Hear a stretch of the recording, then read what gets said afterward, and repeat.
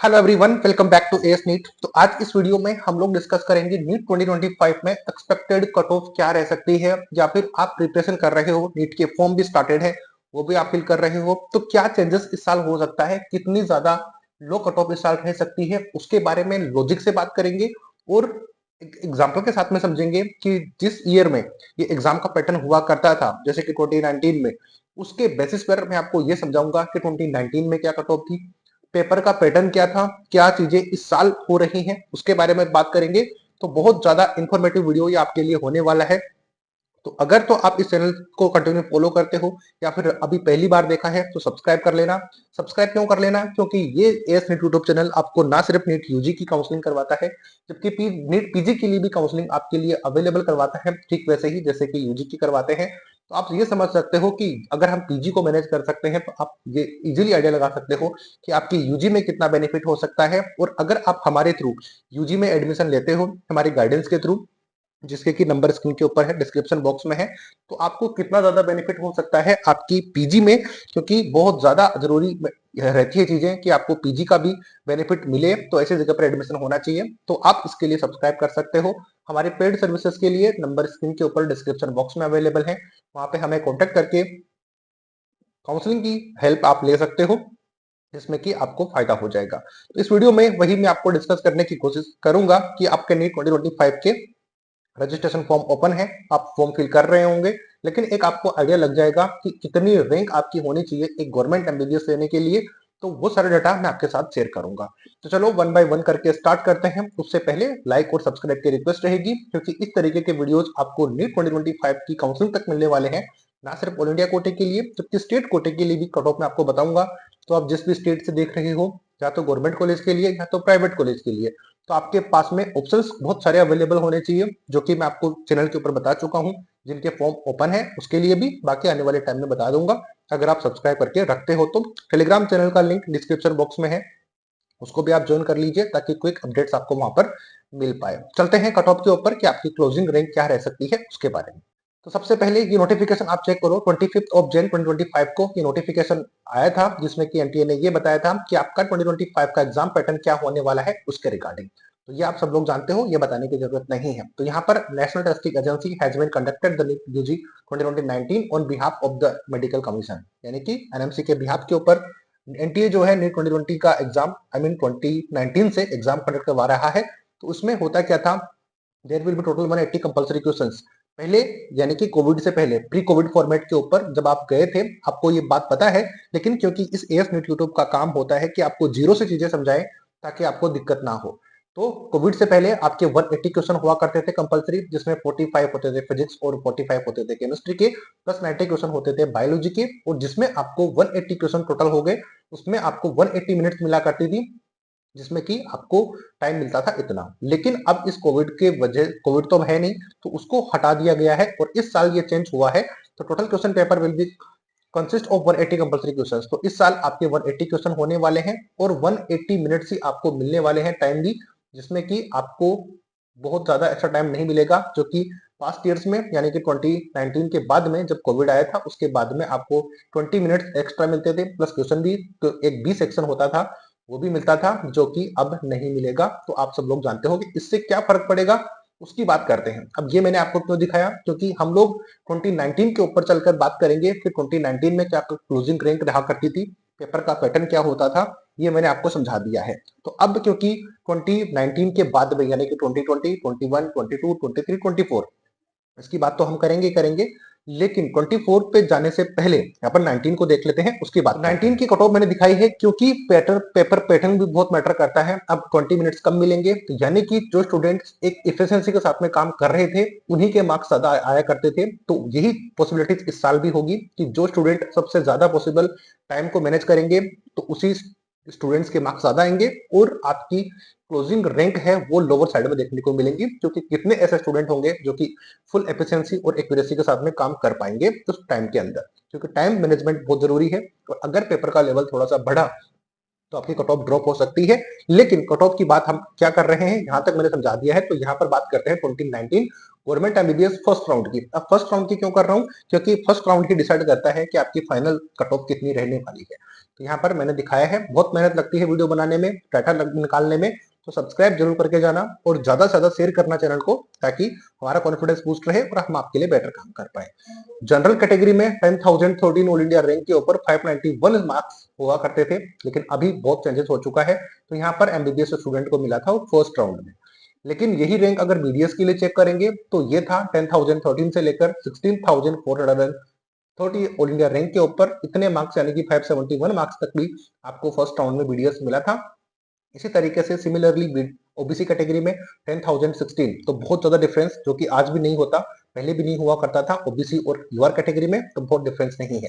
Score में check करोगे तो बिल्कुल जीरो का डिफरेंस है, लेकिन यहाँ एटलीस्ट 6-4 रैंक का तो फर्क है, 3 रैंक का तो फर्क है, तो एमबीबीएस इनको मिल पाया था। नेक्स्ट चलते हैं एससी कैटेगरी के ऊपर। कैटेगरी में 58,502 ऑल इंडिया रैंक के ऊपर 485 स्कोर के ऊपर।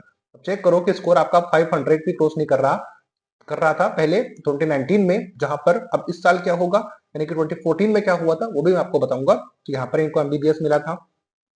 चलते हैं थोड़ा सा ऊपर, मैं इसको स्क्रॉल करता हूं तो आपको देखने को मिलेगा कि बाकी कैटेगरीज की कितनी क्लोजिंग रैंक रही थी या फिर कितनी कट ऑफ रही थी। उसको मैं थोड़ा सा दिखाता हूं आपको, ताकि आपको समझ में आए कि चीजें कैसे कैसे हो रही थी। आती है बात समझ में। यहाँ पर मैं थोड़ा सा दिखाऊंगा आपको, एनआरआई की भी दिखा देता हूँ। एसटी कैटेगरी की बात करेंगे सबसे पहले। तो एसटी कैटेगरी में यहाँ पर आपकी 76,739 ऑल इंडिया रैंक और 459 मार्क्स के ऊपर एमबीबीएस मिला करता था फर्स्ट राउंड में। अब लास्ट राउंड में आप समझ सकते हो कि 450 या फिर 440 मार्क्स तक भी एमबीबीएस एसटी कैटेगरी में मिला करता था 400 प्लस के ऊपर 2019 में। तो आपका कॉन्फिडेंस जरूर बूस्ट हो रहा होगा। फिलहाल एससी पीडब्ल्यूडी की बात करेंगे तो इस तरीके से था, यानी कि जस्ट क्वालिफाइंग मार्क्स 158 हुआ करता था, लेकिन अभी ये चेंज हो चुका है। एनआरआई की बात करेंगे तो 6,158 और एमबीबीएस इनको मिला करता था 2019 में। तो ये क्लोजिंग रैंक मैंने आपको बताई 2019 की बारे में, जिसमें कि आपको ये समझ में आया कि कितनी रैंक के ऊपर कौन सी ब्रांच मिलती है और कौन से राउंड में मिलती है। आती है बात समझ में, क्यों मैं 2019 का बताया, ये पॉइंट आपने यहाँ तक वीडियो देखा है तो समझ आ गया होगा। अब चलते हैं उस पॉइंट के ऊपर जहां पर आपकी एक्सपेक्टेड कट ऑफ इस साल रह सकती है और 2014 में क्या रही थी वो भी मैं आपको बात करेंगे। यहाँ पर 2014 प्लस 2025 में एक्सपेक्टेड क्या रह सकती है उसके बारे में। हालांकि ये कट ऑफ चेंज होगी जब आपकी नंबर ऑफ सीट्स इंक्रीज होगी और प्लस पेपर का डिफिकल्टी लेवल उसके ऊपर डिपेंड करता है। लेकिन मैं एक आपको आइडिया दे रहा हूँ क्योंकि कितना ज्यादा फर्क आ सकता है। तो सबसे पहले कैटेगरी की बात यहाँ पर करेंगे, स्कोर है, ऑल इंडिया रैंक है और एक्सपेक्टेड 2025 में क्या रहेगी। और ये जो इतनी साइड का पोर्शन है ये 2024 का मैंने लिया है, यहाँ पर मैंने नोट भी कर दिया है। तो 2024 का डाटा मैं आपके साथ शेयर कर रहा हूँ। तो जनरल कैटेगरी में जो स्टे राउंड हुआ था उसमें 652 मार्क्स के ऊपर आपको कॉलेज मिली थी। लेकिन मार्क्स को ज्यादा कंसिडर ना करते हुए रैंक के ऊपर आप फोकस करना।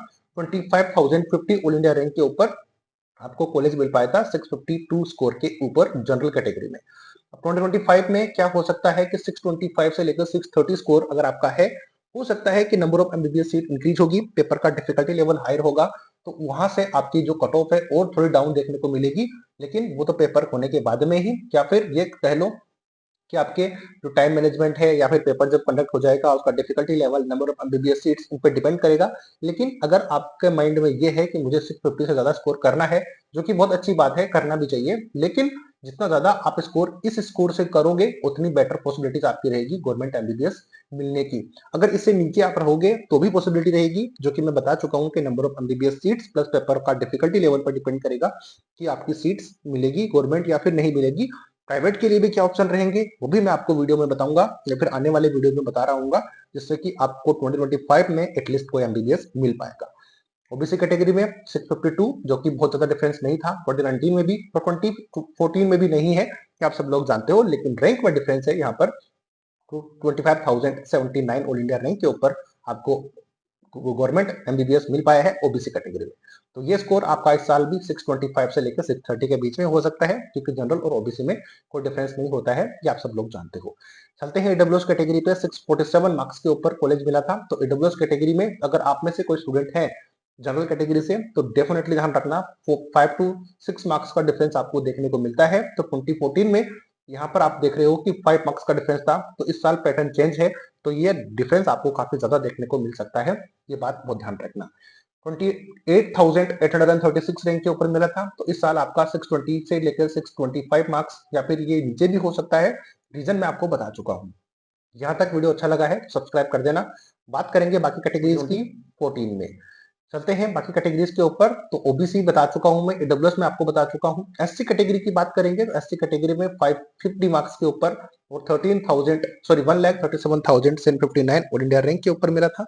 लेकिन इस साल ये आपका स्कोर जो है नीचे आ जाएगा, जो कि 2019 में आप देख रहे थे कि 485 के समथिंग था, अब वो 2014 में 550 पे था। लेकिन अभी इस साल ये नंबर आपका बहुत डिक्रीज हो सकता है, 520 से लेकर यानी कि 525 से लेकर 530 के बीच में रहने की पॉसिबिलिटीज है। ये और डिक्रीज होगा, जो कि मैं बता चुका हूँ कैसे और कैसे हो सकता है।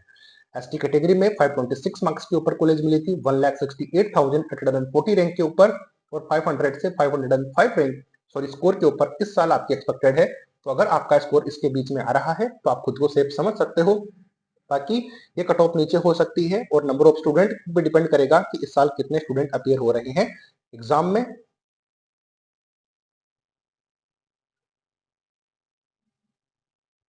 नंबर ऑफ स्टूडेंट पे भी डिपेंड करेगा कि इस साल कितने स्टूडेंट एग्जाम दे रहे हैं। उन सभी के बारे में जानने के बाद में आपको ये हम बताने के लायक हो जाएंगे कि आपकी क्लोजिंग रैंक कितनी रहने वाली है। बट इस वीडियो से आपको काफी आइडिया लगा होगा। तो मैं अजय शर्मा एएस नेट के थ्रू आपको सारी गाइड प्रोवाइड करवा रहा था। तो मैं करता हूँ ये वीडियो आपको काफी हेल्प करी होगी। आपको कौन सा पॉइंट सही लगा, क्या फिर रिलेटेबल बातें लगी है या फिर नहीं लगी है, ये मुझे कॉमेंट करके जरूर बताना। बाकी हमारी पेड सर्विसेज के लिए अभी से आप ज्वाइन कर सकते हो हमारे ग्रुप्स को। टेलीग्राम ग्रुप नीचे अवेलेबल है, प्लस आप हमें कांटेक्ट कर ही सकते हो, नंबर स्क्रीन के ऊपर अवेलेबल है। तो अभी से हम आपको गाइड करना स्टार्ट कर देंगे। तो मिलेंगे नए अपडेट नई वीडियो के साथ, तब तक जय हिंद जय भारत।